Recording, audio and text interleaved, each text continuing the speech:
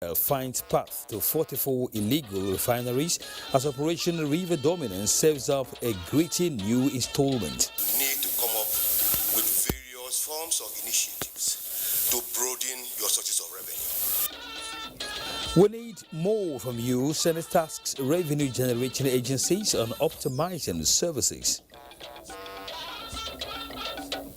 Out of the 24 constituencies in Edo State, only about majority of the constituencies, which is 11, that we represent, are not represented right now. And after 2 years and 7 months of winning at the polls, 14 Edo State Assembly members are still outside looking in. Good evening, this is NTA Network News and we are live in Abuja. I am Kenan Ima Abodike. Michael Olaleye is in our Lagos studio. Welcome. Let's begin from the National Assembly as clerk to the National Assembly Olatunde Amos Ojo has transmitted the authenticated copies of the Electoral Bill 2022 to the President of the Federal Republic of Nigeria, Muhammadu Buhari, GCFR, on 31st January 2022 for assent. A statement by the Senior Special Assistant to the President on National Assembly Matters, Senator Babajide Omoworare, explained that this is in accordance with the provisions of Section 58, subsection 3 of the 1999 Constitution of the Federal Republic of Nigeria as amended, and the Acts Authentication Act 2004. Mr. President had withheld assent to the Electoral Bill 2021 transmitted to him on 19th November 2021. The Electoral Bill was thereafter reworked by the National Assembly, and both the Senate and the House of Representatives passed same on 25th January. The National Assembly says its instrument of oversight in the 2022 fiscal year will be rigid on revenue generation by ministries, departments and agencies of government. President of the Senate, Ahmad Lawan, stated this at an interactive session between the Senate and heads of revenue-generating agencies. Ignatius Onko reports. The last 2 weeks has been a period of engagement between the leadership of the Senate and various institutions of government. This time, it was an enlarged meeting with revenue-generating agencies.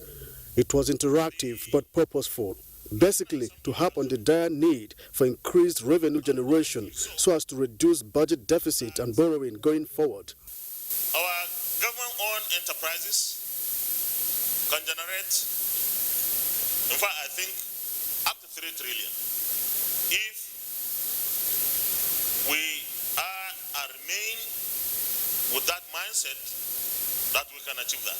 We need to come up with various forms of initiatives to broaden your sources of revenue and block as much as possible the perceived leakages. The Fiscal Responsibility Commission and the Senate stressed on the need for all agencies that are fully funded by government to ensure remittance of 100% of its revenue and 1% of total contract value to the federal government, and those that have capacity to be self-funded to exit from the budget. The earlier the Fiscal Responsibility Act is amended completely, that will give more fillip to the efforts of this parliament to earn more revenue, sir. Any agencies that are partly funded by the federal government is to the extent that the federal government will pay their personnel and give them some subvention in the area of capital. Are expected to pay 80% of whatever they accrue to them as operational surplus into the coffers of the government. The Nigeria Customs Service observed that there are areas in the Finance Act 2021 that needs amendment, while the Nigeria Immigration Service sought the assistance of the Senate in terminating the outsourcing of its revenue collection, which deprives Nigeria huge sums of money. This act is confusing, and if stakeholders decide to take leverage of this, they can decide to say, we are not supposed to collect duties and levies. We achieve a collection of 6.4 trillion naira in 2021. We are going to leverage on all the strategies adopted. Senate believes forensic audit of ministries, departments and agencies of government will provide a better picture of their revenue status. Meanwhile, the Senate Committee on Federal Character has screened Professor Ayo Omotayo for appointment as Director General of the National Institute for Policy and Strategic Studies. From the National Assembly, Ignatius Nkwo, NTA News. Still on the National Assembly, Speaker, House of Representatives Femi Wajabiamila, at a meeting with the Minister of Foreign Affairs, Jeffrey Onyama, again expressed displeasure over a memo issued by the Ministry to Foreign Missions directing them not to comply with provisions of the 2022 Appropriation Act. The National Assembly had, in Section 11 of the Appropriations Act, enables Nigerian foreign missions to use revenues generated for pressing needs. National Assembly correspondent Lami Ali reports. This meeting is a follow-up to a resolution adopted during plenary on the issue. The Speaker said the provisions of Section 11 in the 2022 budget is meant to remove the bureaucratic red tape which has put foreign missions in a sorry state. They are a reflection of Nigeria. You go into an embassy, the toilets are not working. If all of us were going around willy-nilly saying, don't obey this, don't obey this, don't obey this, then we're in a jungle. He emphasized that the House wants the memo withdrawn. The meeting went into closed door. In another development, the Ebonyi State PDP caucus at the House of Representatives has urged the Inspector General of Police to check the excesses of the Southeast Security Network, Abuja, in Ebonyi State, in line with the resolution of the House. They are armed with AK-47. We have pictures of them. They are armed with pump-action rifles. So what we are asking, the second prayer is, National Security and Intelligence Agency, investigate this. Mr. President has said, retrieve all arms all over the country. So let us know the source of these arms. Let us also know whether it was authorized in the first place. Meanwhile, civil society organizations working on legislative advocacy have emphasized commitment to engage with the leadership of the National Assembly. Constructive engagements with the National Assembly can result in productive partnerships in the common interests of citizens. As civil society groups, we hold a mandate of constituents and citizens to mount oversight over those elected into public office. Areas of focus will include accountability, constitution amendments, and electoral reforms. From the National Assembly, Lami Ali, NTA News. Now to the judiciary. A bid by the Association of Specialist Medical Doctors and the academics to have the Minister of Finance committed to prison for contempt has suffered a setback. Olabode Arewa reports that this was part of proceedings at the National Industrial Court Abuja Division this Monday. The Association of Specialist Medical Doctors in the academics filed contempt proceedings against the Minister of Finance, Zainab Ahmed, Chairman of the National Salaries, Incomes and Wages Commission, Ekunta, and the Accountant General of the Federation, Ahmed Idris. Their bone of contention is the purported refusal of the respondents to comply with a court order to continue the payment of doctors based on the consolidated medical salary structure. However, counsel to the Finance Minister, Paul Omata, said the minister had yet to receive such a process and applied for the minister's name to be struck off the case. Counsel to the National Salaries, Incomes and Wages Commission, Chigozie Wara, said his clients had complied with the court's earlier order. In view of the inability of the applicant's counsel to set the processes personally on the respondents as required by the law, Presiding Justice Obaseki Osagi adjourned the matter to the 9th of March to deliver ruling on all pending applications. They were really served. I'm very sure and I'm very confident about that. Well, in a position like this, when a defendant says, a party says not served of any process, the court, based on the issue of fair hearing, the court will not go on. The federal government had in 2009 approved the commerce salary structure for medical and dental workers in the employment of the federal government. In another development, the court has set aside an award granted to the National Union of Electricity Employees by the Industrial Arbitration Panel in September 2020. The court ruled that the panel's order for the Nigerian Electricity Management Services Agency to re-engage over 300 former staff sacked from the defunct Power Holding Company of Nigeria was in violation of the Electric Power Sector Reforms Act of 2005. In Abuja, Olabodarewa, NTA News. In the meantime, efforts are being intensified towards the quick implementation of the alternate school program designed for out-of-school children across the country.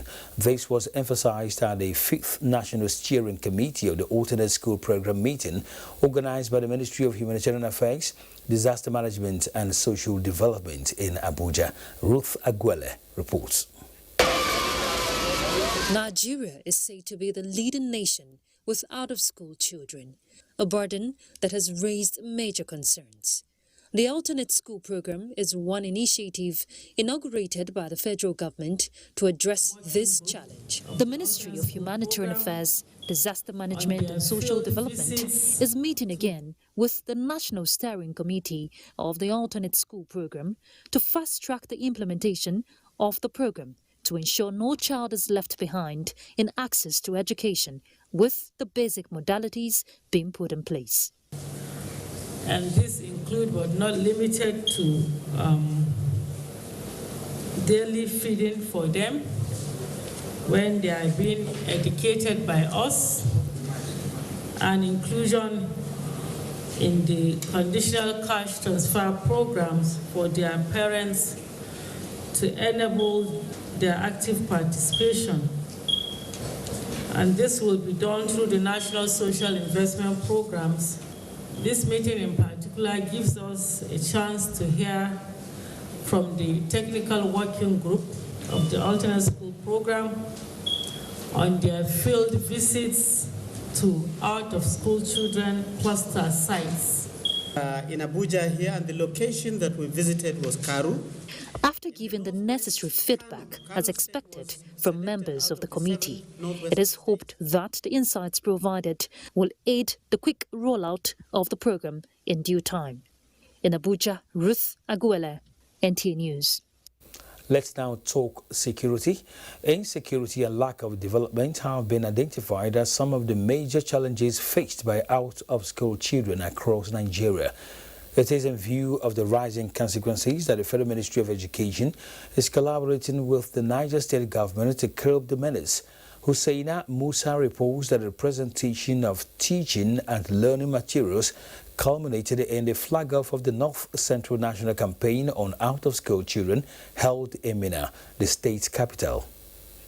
The National Personnel Audit in 2018 put the figure of out-of-school children at 10.5 million, while the National Needs Survey also gave the baseline of out-of-school children in Niger State to be a total of 513,963. What is worrisome to us in Niger State is that the modest achievement is being threatened. We are among the states outside the Northeast that have experienced heightened general banditry and specific attack on schools with the kidnapping of innocent and impressionable school children for ransom. As of now, the state has been up to the first quarter of 2019. The government, based on its commitment to human capital development, is working hard to assess the part of 2019, 20 and 21 capital fund for further development of basic education subsector in United States. However, its attendant consequences has continued to ebb on the growth and development of the nation. Thus, the concerted efforts by governments at all levels to stem the tide. One of the reasons we're having serious security challenge is because of out-of-school children. It is at the base of economic development to have children in school. Climax of the event was the symbolic presentation of teaching and learning materials to out-of-school children. This is expected to be replicated in all the states in the North Central Zone. In Minna, Husseina Musa, NTA News. Let's pause for some messages now. The news returns shortly. Do stay. Welcome back. You can follow this news broadcast live on our website nta.ng/live and on YouTube channel NTA News Online. You can also visit our Facebook page NTA Network News, Twitter at NTA News Now and Instagram NTA Network for updates. Let's go to politics, where the All Progressives Congress National Reconciliation Committee, led by former Nasarawa State Governor Abdullahi Adamu, has submitted its reports to the party's caretaker and the Extraordinary Convention Planning Committee. The committee described the reports as timely. Salihu Gwanara reports. Former Senate President, a member of APC Caretaker and Extraordinary Convention Planning Committee, Ken Nnamani, received the interim report on behalf of the chairman of the CECPC, Governor Maimala Buni. It is very pertinent for the party to promote the philosophy of unity of purpose, to pursue national interests against personal interests, and a functional system of internal democracy, to have a united, stable, and prosperous political party. Although details of the interim report was not made public, Chairman of the National Reconciliation Committee, Abdullahi Adamu, said recommendations from the 47 petitions received and treated so far will add value to the party's desire for a national convention built on unity of purpose. That even this morning, there are people hanging, waiting for us to still submit their petitions to us. We had promised Nigerians that we will do justice as much as is humanly possible. For about 3 months now, the Abdullahi Adamu-led APC National Reconciliation Committee had been engaging aggrieved party members with a view to ensuring cohesion and unity. From the APC National Secretariat in Abuja, Saliu Gwanara, NTA News. Meanwhile, former governor of Nasarawa State, Senator Umar Otanko Al-Makura, says the year 2022 is a crucial one for the nation's democracy. Senator Al-Makura, who was speaking on NTA's political update, said fairness, transparency and inclusion are abiding principles of a successful democratic process. So I believe if the leaders who are driving the process for the emergence of leadership adhere to certain order, certain guidelines, certain rules, certain laws, I'm sure will succeed. And to do that is to ensure fairness, to ensure level playing field, and to ensure that the process is transparent. Whatever method is used, whether direct, indirect, or consensus, what is most important is the credibility of the process. The new installment of Political Update on the NTA is at 2 p.m. Tuesday, 1st of February. Now, 2 years and 7 months gone by, the 14 members of the 7th Edo State House of Assembly, yet to be inaugurated, have appealed to the relevant authorities for their intervention. Timothy Yusuf reports. From one court to the other, starting from Port Harcourt, the governor took the case from Edo State, where you have a federal court, you have all stratas of courts, he took it to Port Harcourt. And there he secured a restraining order to stop the National Assembly from interfering in the issue at the State House of Assembly. This restraining order was against the effort of the leadership of the National Assembly, which at the time waded into the issue to save democracy. The crisis that engulfed the Edo State House of Assembly in 2019, which later became a subject of litigation, continues to linger, with these 14 State Assembly members still in a limbo. A delegation of the members-elect were in Abuja to address the media in partnership with the convener of the Strategic Advocacy Outreach, John Mayaki. Out of the 24 constituencies in Edo State, only about majority of the constituencies, which is 11, that we represent, are not represented right now. So I do not know what is happening, and they are passing the bills, they are passing, you see, it is an illegality on a on a very wrong foundation. Up to today, no formal inauguration, and somebody will come on and say they absconded, they decided not to inaugurate. And this is someone that will win an election and you say will not work? Section 91 of the Constitution. To pass a money bill, you need 2/3. And the people in that house now, they are not even up to 2/3 to pass a money bill. They drew the attention of government at the center to the matter which they believe is stuck in court while their mandates expire without actualization. Timothy Yusuf. The Nigerian Navy ship Pathfinder says it has successfully destroyed 44 illegal refining camps and seized over 3 million liters of stolen crude oil in its ongoing exercise tagged Operation River Dominance. Kingsley Amajiri reports. The ongoing Operation River Dominance by the Nigerian Navy in collaboration with local council authorities is in response to the fight against operation of illegal refineries in Rivers State. The operatives of the Nigerian Navy, since the campaign commenced on January 18, 2022, has so far witnessed the seizure of 3 barges laden with about 3 million liters of stolen crude oil, arrested 13 suspects, and destroyed over 44 illegal refining sites. And in doing this, we didn't do it alone. We collaborated with local government councils, and the result is there for all to see. I'm sure we're all witnesses to the fact that black soot has immensely reduced in Rivers State. Most of this terrain are deep in the mangrove areas that we've been able to have logistics and support from the Nigerian Navy, and the chairman Agricultural Development Council is up to the task. The Nigerian Navy also disclosed that it has mounted surveillance posts at Bile and Cotton Channel, which are major entrance and exit routes for illegal oil bunkering in the nation's maritime within the state.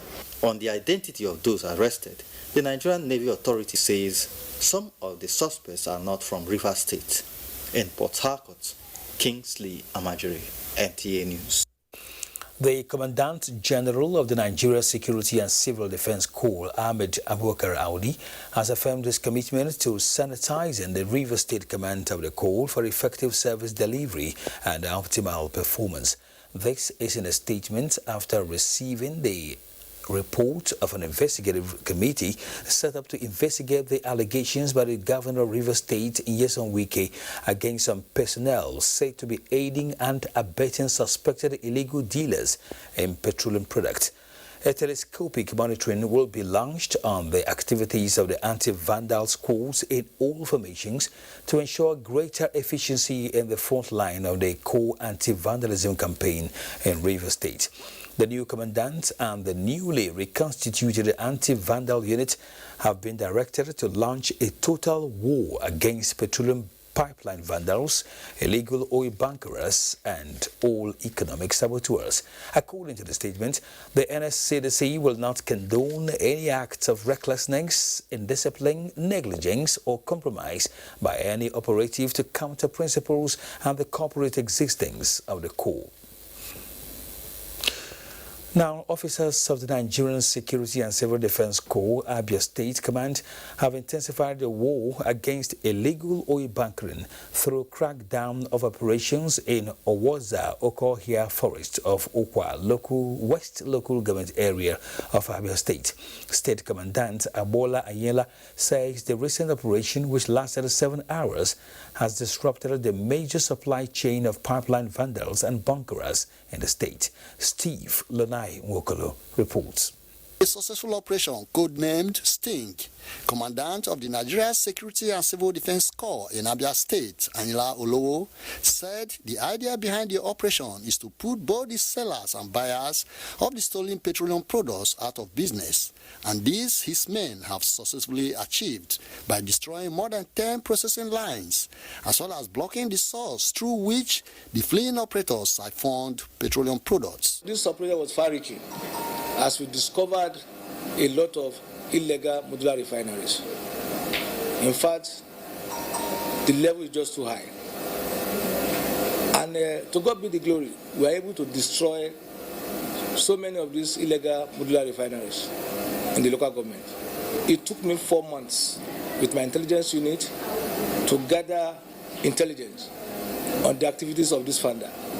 Commandant Olowo, who lauded the gallantry and professionalism exhibited by his men before, during and after the Operation Sting, enjoined the youths in the area to engage themselves in legitimate means of livelihood and shun acts capable of jeopardizing their future. Inomahia, Stiblo 9, Waokolo, NTA News. And in compliance with global best practices, the Federal Road Safety Corps, FRSA, says it has fulfilled all requirements by the International Organization for Standardization, ISO, and has therefore been recertified for ISO 9001-2015 Quality Management System Standards in Road Safety Administration and Traffic Management by the Standard Organization of Nigeria, SOM.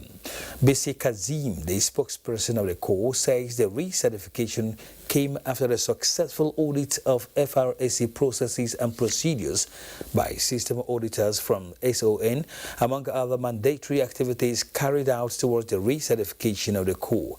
The statement quoted the Corps Marshal Boboye Oyemi as saying, as the first and only law enforcement agency in Africa to achieve this rare feat, the recertification is a milestone that reflects the true disposition of the Corps as a determined organization that is committed to attaining excellence in all aspects of its operations and service delivery. Marriage is a union that promotes unity, peace and harmonious coexistence among people of different backgrounds and culture for the overall development of the society. Chief Imam of Aliyu Ibn Abi Talib Jumahat Mosque, Maitama, Ustaz Nasiru Haliru, stated this during the marriage of Habiba Musa and Shamsuddin Dahiru Mangal as husband and wife. Eliasu Yakubu reports. The wedding Fatiha was witnessed by high-profile personalities, which include former Vice President Atiku Abubakar, governors of Sokoto, Aminu, Wazir Tamwal, Yobe, Memala Buni, Katsina, Bello Masari, as well as ministers and senators. Governor Bello Masari of Katsina State stood in for the groom, Shamsuddin Dahiru Mangal, while former Minister of Finance Ismail Usman gave out the bride in marriage after payment of 500,000 naira as dowry. Prayers were offered for a fruitful union.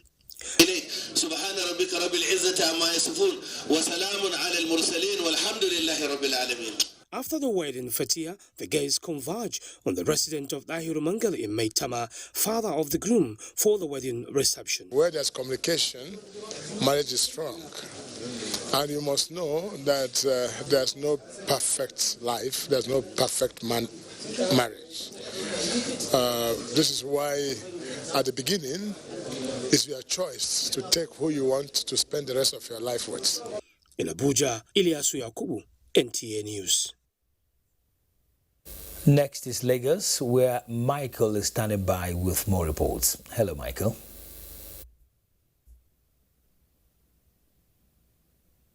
Hello, Kene. Flour Mills of Nigeria PLC, a leading food and agro-allied group in Africa, has reiterated its commitments towards ensuring food security in Nigeria through the launch of the FML Prize for Innovation. The company said the initiative is to encourage research in food production, innovation, and engineering towards a sustainable food system in Nigeria. Olumide Gutola reports. A report of the United Nations reveals that food wastage in Nigeria is high, as the Nigerian trashes at least 189 kilograms of food every year, amounting to a total of 37.9 million tons of food yearly. To solve these and other agro-allied challenges in the country's food value chain, Flour Mills of Nigeria PLC created the FMN Prize for Innovation platform, where key actors in the sector can come up with ideas that will ensure food security, create job opportunities, economic empowerment, and fulfill United Nations 2030 Agenda for Sustainable Development. We want to be leading that conversation. We have been involved in innovation for the last 60 years. We started the business of wheat milling in Nigeria and flour milling. We invented products such as Semovita, which have become household staples today. And we want to continue in that innovative effort. What we're looking for is how scalable is those ideas, and then also the other part is for students. Students too would have ideas. They are into researches and all that. Out of the over 500 entries for the maiden edition of the Flour Mills of Nigeria PLC Prize for Innovation Initiative, Chuks Odona and his partner came first. We are treating food waste and we are converting it to cheaper livestock feed ingredients. We are growing without soil. It means that the price fluctuation that naturally occurs because of seasonality in production would go. Flour Mills of Nigeria PLC used the opportunity to re-emphasize commitment to quality and affordable foods through its 5 core food value chain: grains, sweeteners, oil, fats, protein and starch. In Lagos, Olumide Guntola, NT News. Aspira Nigeria Limited have continued to break new grounds in innovation, offering unique and quality personal care and hygiene products to its consumers in Nigeria. Latest is the Siri Beauty and Perfumed Bar Soap. Lynn Neneke reports that brand ambassadors were also endorsed by the company at the unveiling ceremony in Lagos. That was the official inauguration of Siri Beauty and Perfumed Bar Soap, the latest from the stables of Aspira Nigeria Limited and makers of quality home and cosmetic products. Siri comes in 4 different variants: Delightful Orchid, Gorgeous Iris, Sensual Rose, and African Marigold. The beauty soap has a combination of body washing agents with long-lasting fragrance for enhanced beauty, smoothness, freshness, and skin glow. Management of Aspira Nigeria Limited says the product is friendly to all skin types. It smells as if it's a perfume. At the same time, it cleanses your body and it gives it this glow and smoothness. So the idea of Siri is much more than a beauty soap. We wanted to make sure we have products which can target every category. So we want to make sure we have a high quality product in our portfolio. Award-winning Nollywood actor Adesua Etomi Wellington and latest Miss Nigeria Shetu Garko were unveiled brand ambassadors at the event. No matter what shade of skin you have, whether you're light skin, whether you're dark skin, whether you're brown, whether you're caramel, we have something for you. The product is not only for women, it's for everybody. So I'm super excited about this particular product and the whole brand. Aspira Nigeria Limited is one of the largest and fastest growing manufacturers and distributors of laundry essentials, personal care and hygiene products located in the central city of Kano, Nigeria. The more we expand, the more we employ Nigerians, and before it helps the country and the economy. Since 2009, when the company registered its presence in Nigeria, Aspira had continued to infiltrate the Nigerian market with innovative and quality products that meets everyday needs of Nigerian consumers. In Lagos, Lynn Neneke, NTA News. You're still watching the news on the network service of the NTA. Remember, you can also follow this news live online on our Twitter handle at NTA News Now, Facebook, NTA Network News, and on our YouTube channel, NTA Live.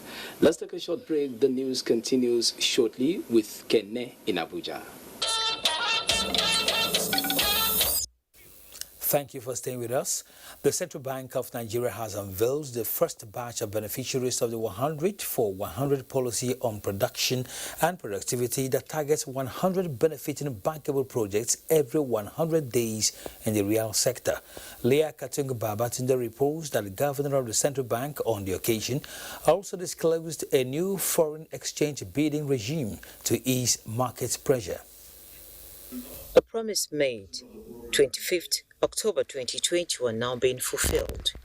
28 applications valued at 23.2 billion naira out of the more than 243 applications received so far have succeeded in the first batch of the 100 for 100 policy on production and productivity. The companies have so far proven to have solutions to some major socio-economic issues confronting the country. Our task is to make sure that we jumpstart our people from rearing cattle in the way of 1960 to in the way of 2020. Instead of starch going out as waste now, we are going to gain more, slightly more. A large proportion of young persons are either unemployed or underemployed. Minister of Labour sees the policy as a solution to youth restiveness. We don't want to export our jobs. We want to create the jobs in here, do the manufacturing and reduce the raw materials that are imported here. So we are behind the program, the 100 for 100, and we will encourage it, especially with our productivity center. Our productivity center will get involved now and help the CBN. We are committed to it because we think that it is only one way through which we can truly grow this economy. It is only one way through which we can create jobs for our people. It is only one way through which we can reduce imports, stimulate exports for the good of our people and the good of the country. The broad and specific objectives of the policy are well thought out, and if properly implemented, will achieve its set purpose. The beneficiaries comprise 14 from the manufacturing sector, 12 from agriculture and 2 from the healthcare sector. 7 banks received the checks on behalf of the applicants who were present to finalize modalities. From February 1, the portal opens for fresh applications. In Abuja, Leah Katumba-Batunde, NTA News. Nigeria Export Promotion Council commits to promoting non-oil export as investors gain 226.12 billion naira to open the week positive in the capital market. Details with Musa Abubakar on Business News. Thank you, Kenneth. Nigeria Export Promotion Council, NEPC, commits to promoting non-oil export, wraps up its 50 billion naira export expansion facility program. The scheme, which is focused on increasing Nigeria's volume of trade to global markets, is part of economic sustainability plan. The DF program came up about a year ago, and consultants were engaged to kickstart the program. And it was a 1 year, they had a 1 year duration. And so today marks the end of that 1 year of their duration. And so they are handing over the program to NEPC, and NEPC will move on and monitor, evaluate, supervise, and implement the rest of the program. I think it's been an incredibly successful program. But what you have to remember is that they only had 12 months. They were able to make incredible impacts across so many export goals. The Manufacturers Association of Nigeria, MAN, has welcomed the central bank's policy on 100 for 100 production and productivity intervention. President of the association, Engineer Mansour Ahmed, said the initiative will boost Nigeria's local manufacturing capacity and reduce dependency on foreign goods. This initiative clearly follows on the previous initiatives that have given opportunities and support for our people to grow and to process and to convert the outputs of these products into the manufactured goods that today we need to consume. It is only when we do that we shall both create the opportunity to meet our own requirements and even leave sufficient for export. And Nigerians have the capability to do it. And out of stocks, the gaining streak on the Nigerian Exchange Group ran from last week into this week to close Monday, the last trading day for the month of January 2022. On a positive note, the NGX All-Share Index advanced by 0.91% to close 46,624.67 basis point from 46,205.25 traded previously. Investors exchanged 435.7 million shares valued at 3.4 billion naira in 6,482 deals. Equity capitalization stands at 25.124 trillion naira. Fidelity Bank, RT Briscoe PLC, and Transnational Corporation of Nigeria PLC are the most traded stocks. Well, that's business news. It's over to you, Kevin. Thank you so much, Musa.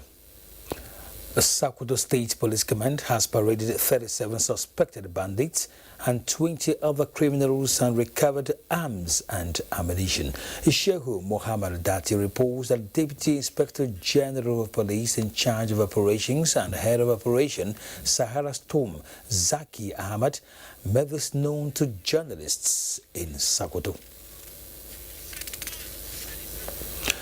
All right, let's now tell you that in implementing its mandate, the Federal Ministry of Environment will be focusing on key priority areas in 2022, including the Ogoni cleanup exercise, climate change response, afforestation, waste management, circular economy, pollution control, and wildlife conservation. Onengie Fiveface has more. Climate change is still impacting the world, with extreme weather conditions taking a toll on the people and their livelihoods.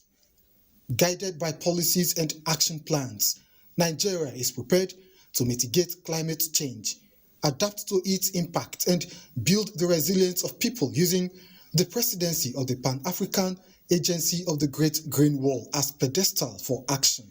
The Nigeria Circular Economy Program will be giving more vigor for safe management of plastic waste in the country, while the Ministry of Environment will implement programs and projects aimed at preventing and controlling land degradation arising from flooding, coastal, riverbank, and inland soil erosion. But the most critical step that we have taken in our role in climate change mitigation is the realization of the Climate Change Act in November 2021. The Act provides for the establishment of the National Council on Climate Change.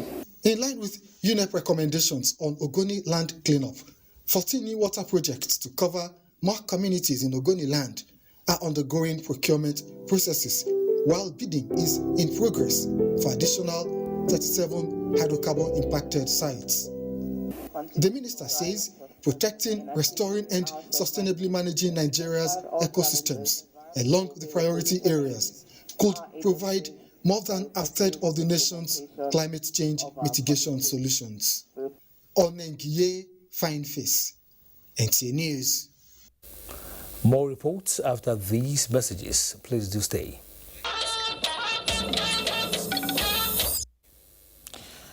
The Nigerian National Petroleum Company, NNPC Limited, is optimistic of leading Africa in energy transition.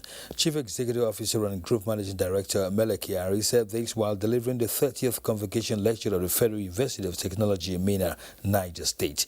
A statement by Garabaddin Mohammed, Group General Manager, Group Public Affairs Division, Nigerian National Petroleum Company Limited, says Kyari, who spoke on the topic Energy Transition and Energy Accessibility, the new paradigm, also advised industrialized nations not to put Africa on the same energy transition speed because it could spark energy crisis.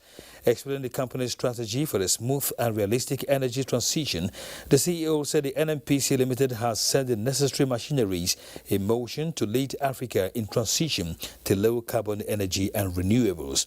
He noted that the company is deepening natural gas utilization under the National Gas Expansion Program, NGEP. According to him, the NNPC is currently extending natural gas infrastructure backbone from Ajaokuta in Kogi State to Kano through Abuja and Kaduna under the AKK gas pipeline project.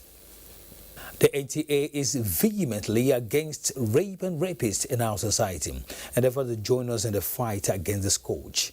That concludes NTA Network News tonight. Thanks for watching and good night.